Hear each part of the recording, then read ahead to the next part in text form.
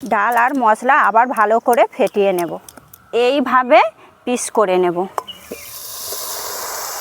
নমস্কার বন্ধুরা, অন্নপূর্ণা হেসেলে সবাইকে স্বাগত জানিয়ে আবারও চলে এসেছি একটি নতুন রেসিপি নিয়ে। গরম কিন্তু বেশ পড়ে গেছে, আর এই গরমে আপনাদের বা আমাদের সবারই কিন্তু প্রিয় লাউ শাক। আজকে আমরা শেয়ার করব লাউ শাকের চচ্চড়ি। তো এই লাউ শাক কিন্তু অনেকে অনেকভাবে রান্না করে।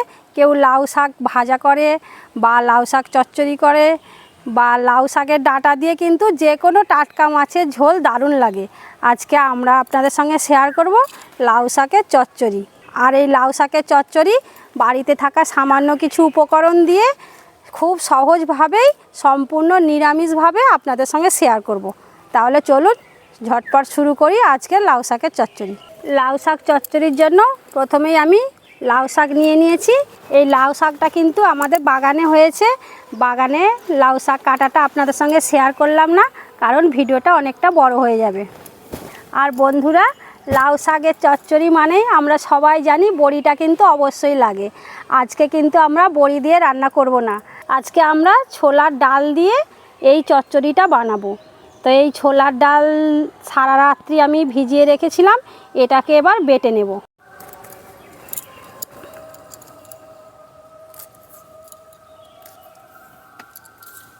এইভাবে ডাঁটাগুলোকে ছোট ছোট করে কেটে নেব।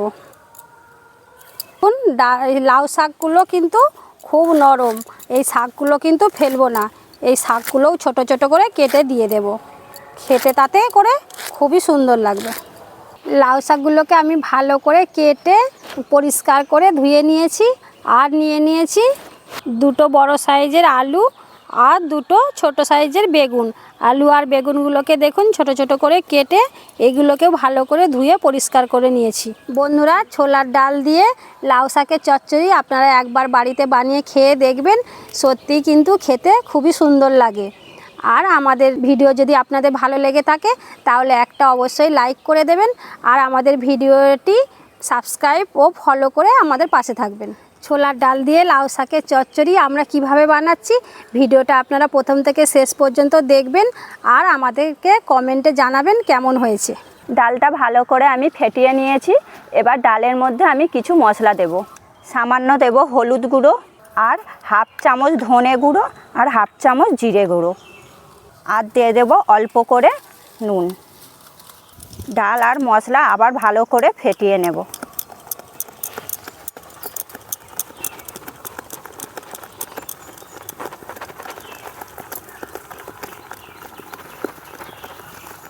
এই শাকের চচ্চড়িটা যাতে তাড়াতাড়ি রান্নাটা হয়ে যায় তার জন্য আমি কুকারে একটা সিটি খাইয়ে নেব। যদি আপনাদের হাতে সময় থাকে তাহলে কিন্তু সিটি নাও খাওয়াতে পারেন। সবজির ওপরে এই ডাঁটা যদি কষে রান্না করেন তাতেও কিন্তু খুবই ভালো লাগবে। একসঙ্গে সেদ্ধ করে নেব, এটা আমার সুবিধার্থে করছি, আপনারা চাইলে কিন্তু নাও সেদ্ধ করে নিতে পারেন। আলুগুলো দিয়ে দিলাম, আর খুবই সামান্য একটু জল দেব, কারণ শাকের এমনিতেই তো জল বেরোয়, তাই বেশি জল দেব না। দেখুন অল্প করে একটু জল দিয়ে দিলাম। এবার আমি কুকারের মুখটা এঁটে দেব,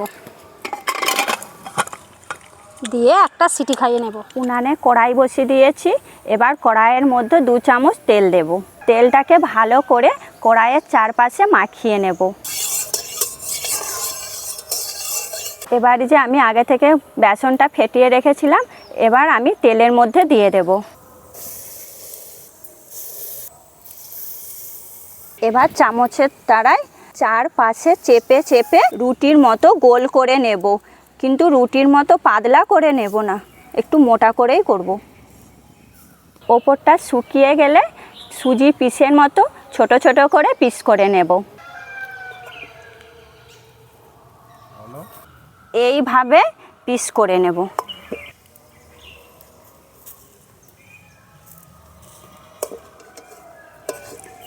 আপনারা চাইলে উল্টিয়েও পিস করতে পারেন।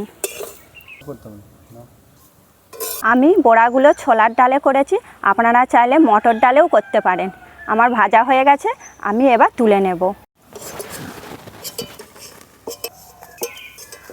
আবারও কড়াইয়ের মধ্যে কিছুটা তেল দেব। এবার তেলের মধ্যে দিয়ে দেবো হাফ চামচ 5 ফোড়ন, একটা শুকনো লঙ্কা আর একটা তেজপাতা। ফোড়নটা লাল করে আমি ভেজে নেব। ফোড়ন ভাজা হয়ে গেছে, এবার ওর মধ্যে দিয়ে দেব ছোট ছোট করে কেটে রাখা বেগুন।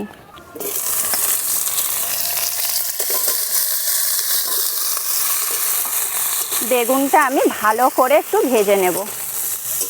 বেগুন আমার ভাজা হয়ে গেছে, এবার আমি দিয়ে দেব সামান্য লঙ্কা গুঁড়ো আর হাফ চামচ হলুদ গুঁড়ো, স্বাদ মতো লবণ, আর দিয়ে দেব 1 চামচ জিরে আর কিছুটা আদা আর হাফ চামচ পোস্ত। আগে থেকেই আমি বেটে রেখেছিলাম, সেটা এবার তেলের মধ্যে দিয়ে দেব।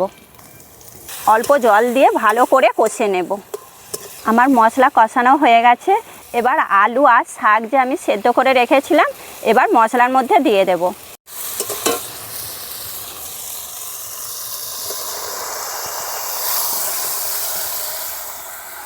মশলার সাথে আবারও ভালো করে কষে নেব। এইভাবে আস্তে আস্তে করে ভালো করে মশলার সাথে শাকগুলোকে কষতে থাকবো। ডালের যে বড়া আমি আগে থেকে পিস পিস করে ভেজে রেখেছিলাম এবার ওর মধ্যে দিয়ে দেব।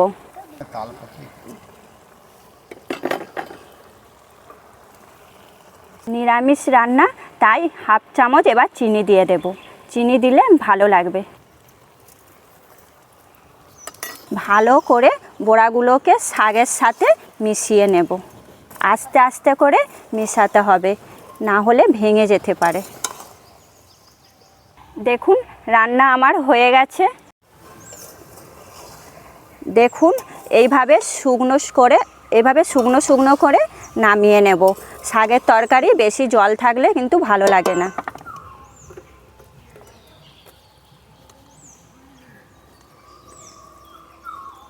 দেখুন রান্নাটা তো দেখতে খুব সুন্দর লাগছে। আমার ভিডিও আমি এখানেই শেষ করলাম। দেখা হচ্ছে পরের ভিডিওতে অন্য কোনো রেসিপি নিয়ে। ধন্যবাদ।